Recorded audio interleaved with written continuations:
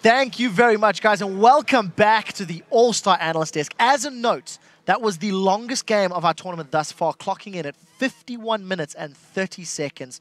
And my word, did it deliver from start to finish. I do want to go back. It is nearly an hour ago that this game began. Let's talk about some picks and bans. I want to talk about the fact that SKT opted onto red side. There's a lot of strategic decisions and thinking and planning that goes into that. You can see the pick order. Please take note. First pick, blue side, on the side of OMG. It was, of course, Twitch, and following through Deficio. What's your take on the red side and, of course, the picks and ban phase here for SKT? Well, so first of all, with the red side here from SKT, they could actually last ban the Nunu because they've seen everything else was being banned away they actually wanted to remove from the game. So they could remove the Nunu here, and it was great for them because they would either pick up Twitch or Jax as the options here. And Nunu would be great against both these picks. So it's very smart to take it away. Also, OMG plays well with it. Now, first pick is Twitch. Obviously here, it's where OMG has the option between Kha'Zix, Jax, and Twitch as the 3 OP champions. SKT are fine. You take one, we take the next 2. They instant lock them in as well here. The Jax was huge for them in this game. Also because there would be no option for going to pick anything that could deal with Jax late game. There's simply no choice for him other than go Renekton and just try for early game come from OMG side. Not to mention that if the Twitch is first picked, by responding with Jax and Kha'Zix, you have champions that have really good gap closers to get onto a very immobile Twitch in this game and deal a high amount of single target damage. 100% agree. And also, we can just pull down a graphic now. We've seen the pick here. The Morgana pick as well. Because you have these champions who's going to dive onto the enemy team, you need your AD carry to be safe. You need a Faker to be safe as well in the backline. And with Morgana, with the Black Shield, when you're against the likes of Pantheon, Renekton, physical champions, with a stun here, the Black Shield will last the entire duration on whatever target Pumandu puts it on, because these champions can't break it. So they will never be able to single target stun either Piglet or Faker in that case, if they're just standing in the back, and they can just deal all the damage towards OMG then. So picks and bans locked in. Both teams, I feel, getting very comfort picks for them. A lot of sort of signature champions actually being thrown in there on both sides of the table. As a note, Going is 7-1 on Renekton from the beginning of the year until now. That was his very first loss on that champion. A player who is famous for his Renekton.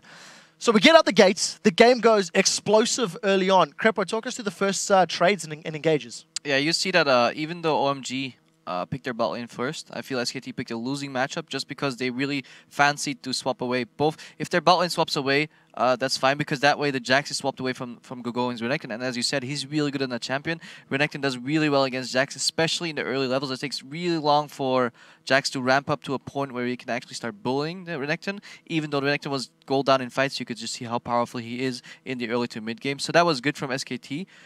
They lane swapped. They had both teams delayed invaded on the blue buff, but then I feel they could have played it a little differently, and I don't want to question their methods, but I just want to offer an alternative and see if that would have been maybe been better. I think we even have a replay of that situation, so if you can get that up on your screen right now. Yeah, so at this point, what we see here is Bengi and Impact. They just cleared 3 camps in the blue side jungle, and normally in the Western scene, in the LCS that we play in usually, we would see that top laner and jungle go up top, be joined by the bottom lane that's already there, go for a 4-0 push. Instead, they opt to roam down to mid and engage on Xiang's Syndra. If we roll the crypt right now, we can see that Impact does a really smart thing. He channels his stun, goes immediately for the flash on top of Syndra. However, if Xiang would have flashed this a little better or a little earlier as he saw them coming, this could have backfired really hard for SKT. This is a really close fight where I think both people end up living on 1 HP, and SKT kinda doesn't win out at all here, Money. Well, you can tell that this was the strategy behind letting them have Syndra. Obviously, when you don't ban it, you're going to assume that OMG is going to pick it up. And so they wanted to make a play on the mid lane. Now, key points there also was Xiang reacted really well to that. First off, Faker didn't get an Ignite range, which was pretty crucial. And also, because it was the Syndra-Orianna matchup, he was level 2 and had skilled Command Attack and Command Protect just to save him from some of the damage. Didn't have that distortion. If he had had distortion, if he had been in Ignite range, that would have been a kill. I just wonder, do you not think that going for a gank on Syndra is a little bit too risky because Xiang still got stunned by Jax. If he would have flashed out of the Jax range, because he can see them coming in range, would the 4v0 not have been better for them?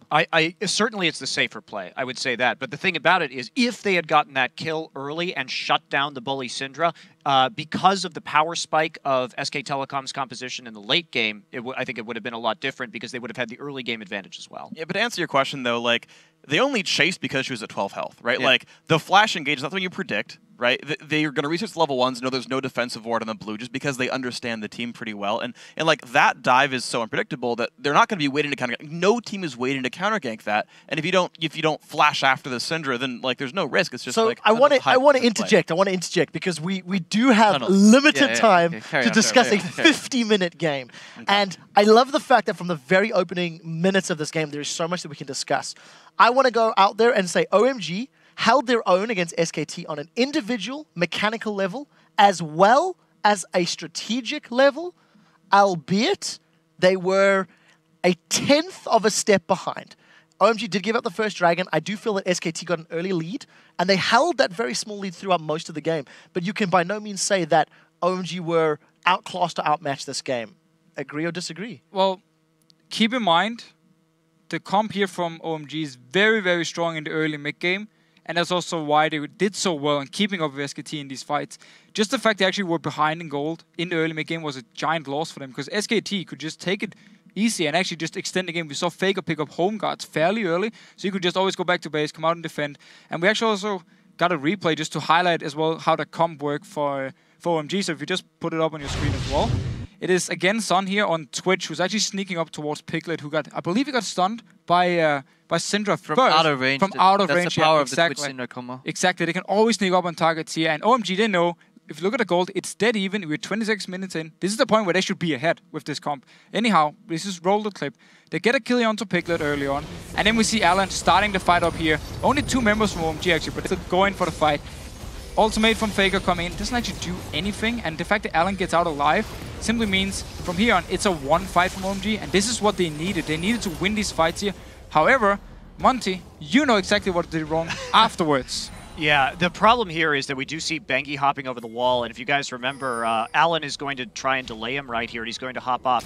Now, if we look at the way the minion wave was pushing in this instance, it was actually, there was a huge wave pushing into the mid lane, and unfortunately, OMG decided to try and chase Bengi through the jungle instead of actually taking the tier 2 turret immediately in mid, and therefore maximizing their map pressure and advantage in that situation. So just let Bengi go, definitely not worth it. And the other thing that happened right there was the Bengi, there was a teleport used, and that allowed a counter teleport later from Impact, and that was pretty significant. Yeah, I think at least 3 different occasions we saw OMG miss out on an opportunity to take a free tower. Even when they were grouped up around the tower, they were hiding around the corner, trying to make a pick on the tower instead of just hitting the tower. And it just shows that OMG is not as aware of these objectives as SKT, and it indicates that why SKT is so comfortable picking these late game champions on first rotation. They pick Kha'Zix and Jax on the purple side. They maintain vision control in their red jungle. Even when they fell behind, they just put a lot of pink wards in their red side jungle. They're near Baron with good vision control. They can catch over the wall. They even call Alan once he was trying to get vision in.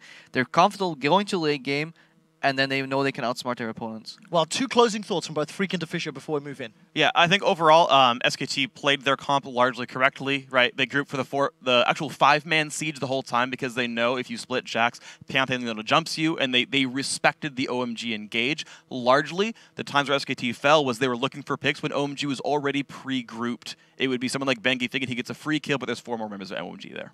Fisher? I just want to give credit to OMG. Even going late game, they managed to keep the game going. There were often times where a little bit aggressive, maybe over-aggressive, where they use multiple globals to try and pick up some kills, and then SKT could respond back because Impact saved his teleport. He could go bot lane, they could bait out the Baron, that's why they picked up the first Baron as well. But OMG still managed to actually keep it going, and the team fights, especially from both Xiang and Son, were perfect. Like, the positioning for both of them were so beautiful. And if they can continue to do this, maybe get a little bit better late game comp and still hold on in the early game, they might be able to take a game. Well, we'll have to see if they can, because that first game was a hell of a match. We do have to jump to a quick break. When we come back, we're jumping into game 2 between OMG and SKT.